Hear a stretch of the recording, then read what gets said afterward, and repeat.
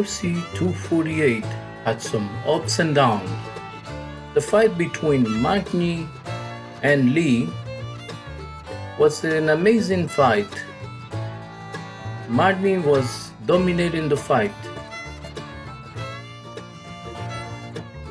He used his jab effectively and he won all the clinches, securing him a victory by decision. Then came the most anticipated fight of the night, and actually the best fight of the night. This was an epic fight where Joanna and Wei Lee went at it like real professionals. Those two girls left everything on the octagon: sweat, blood, and tears. Wei Lee used her left right hand effectively, punching so many times Joanna right on the forehead, which eventually became a huge forehead. You can watch on the pictures and you'll see how painful it was.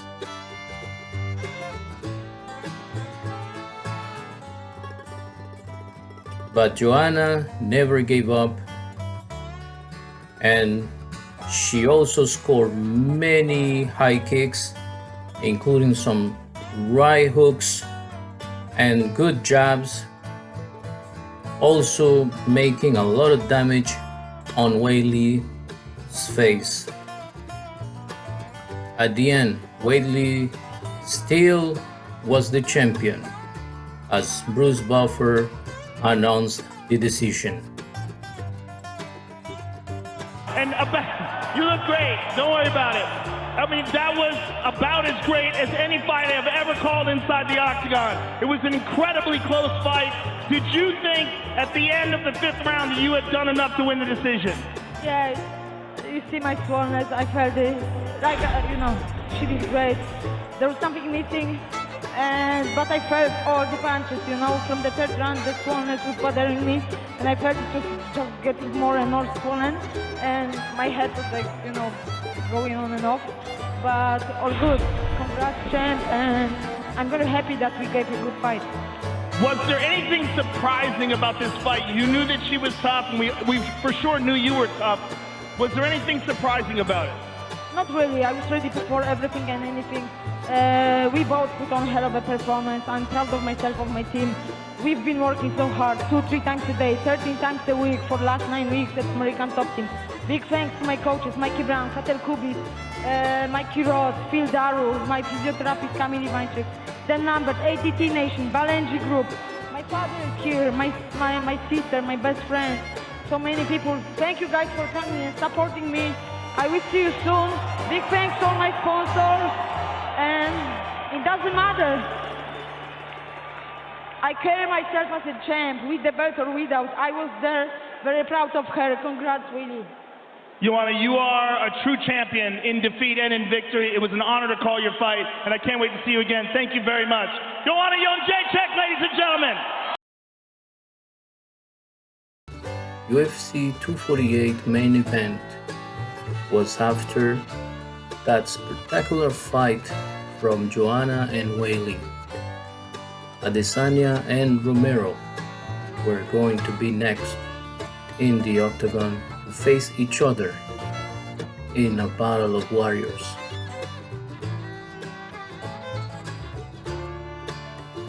Adesanya, as always, did not deceive with his entrance, having 2 beautiful women next to him throwing flowers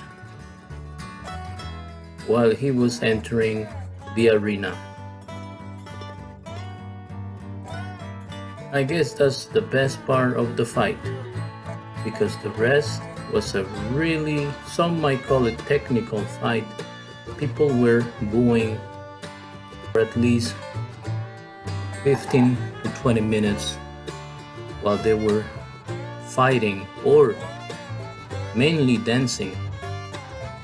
Romero was just standing in the middle of the ring for about a minute, and Israel Adesanya was just looking at him, just jumping around, not doing much. And then they started to throw punches and kicks, but without the intention of landing. They probably landed 3 to 4 punches on the first round. It was just like two fighters were analyzing themselves and not really engaging. At one point, even the referee had to tell them to engage, give something to the judges so they can score, because you guys have done too little. Let's go, engage. Let's go, engage. He kept repeating. But those guys were very technical. Adesanya was trying to keep the distance, and Joel Romero was explosive from time to time, and he was landing some overheads. Adesanya was actually targeting Joel Romero's right leg, and he kept on hitting the right leg. Another highlight of the fight was that Adesanya hit Romero in the eye, or poked him in the eye with his fingers. Then Romero took like about 3 to 4 minutes to recover. He even called the doctor, and people kept on booing.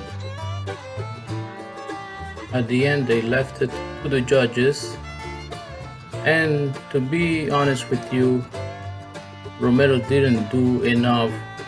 He didn't look like a guy that was hungry to win the championship or to win the belt. And Adesanya, he did just enough to keep his title. Shot. He was trying to do all the stuff to play it off, but I did what I had to do to win that fight. What did you expect coming into this fight from him, and what was different?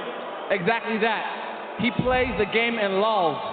He'll do all this to kind of like get you into a false sense of security. And my coach, Eugene, Mike, Andre, and Twist said, you need 25 minutes of sharpness and focus. And I was hoping to touch him a little more, but unfortunately it's hard to engage with someone who doesn't want to dance. Now, there were moments when he did attack, but they were few and far between. Were you surprised by that? No, that's what we expected, like I said, in lulls. Trust me, I'm fresh, I can go another 5 rounds. But he goes in lulls. He'll do a minute on, a minute off, 2 minutes off, a minute on. That's how he likes to play the game. But, you know, I did what I had to do in fight. I touched him up, and still. Were you concerned at all at the end of the fight that the judges might have gotten it wrong? As long as they didn't listen to the crowd, I was fine. Now, next up for you is Paulo Costa, which will be a much different fight. If you come right here, follow me real quick. If you look, where is it? In its natural habitat. Oh, the buffoonist ignoramus is left. I was scared he's going to shit in his hand and throw it at the fence. But, yeah, he's gone, so let him keep walking. Well, that's your next fight, and that's a very different kind of fight. Yeah, exactly. How do you think that one goes? I've had over 100 fights in my lifetime. I've had over 80 kickboxing fights. And this guy's going to actually come forward and try and fuck with me. So, you know who the mother effer is. ESPN. Sorry, ESPN Plus. Whatever. I think you can swear on ESPN Plus. Well, I'm going to fuck this motherfucker up. Come. Posta. Living la vida costa. I'll see you soon, boy. Congratulations, sir. Israel Adesanya, ladies and gentlemen. I'm here with Yoel Romero. Yoel, how do you feel about...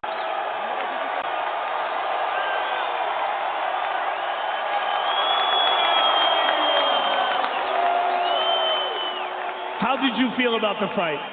That is my victory. Not here. Here. That is my victory. That is my victory. I have one question for everybody here. I have a big respect for everybody, for all athletes. But my question is, That is the champion for UFC that we and you all want. Now, we want to fight. We wanted to fight the warriors. That's what we want to see here. The really warriors. Not like a rooting guy. No, no, no. The people want to see the really fight. The really adrenaline. That's what the people want to see here. He's running and running and running. That is not big champion. The big champion needs to stay here in the middle, in the fight, like a really champion. Like the old people in Rome, like the gladiator. That's what the people want to see here. That's what the people want to see here. Did you expect him? Did you expect him to stand and trade with you? Yes. Eso es lo que quería, que se quedara a pelear para darle un buen espectáculo a esta gente que vinieron a pagar aquí y que pagaron un pay-per-view. That's what he wanted to do, was stand there and trade with him to give these fans a fight. The people pay pay-per-view for really fight, not for this. The people, the fighter need to respect the people pay. The people pay because the people want to say, see the good fight, not like this. That's what I come to here, because I know the people pay. The people working a lot. You need to respect for the people. The people are working a lot and pay pay-per-view. For what? For fight, not running. So you want to see running, go to see the Usain Bolt. Thank you, Yoel Romero. Thank you for another excellent fight. We look forward to seeing you again. Yoel Romero, ladies and gentlemen.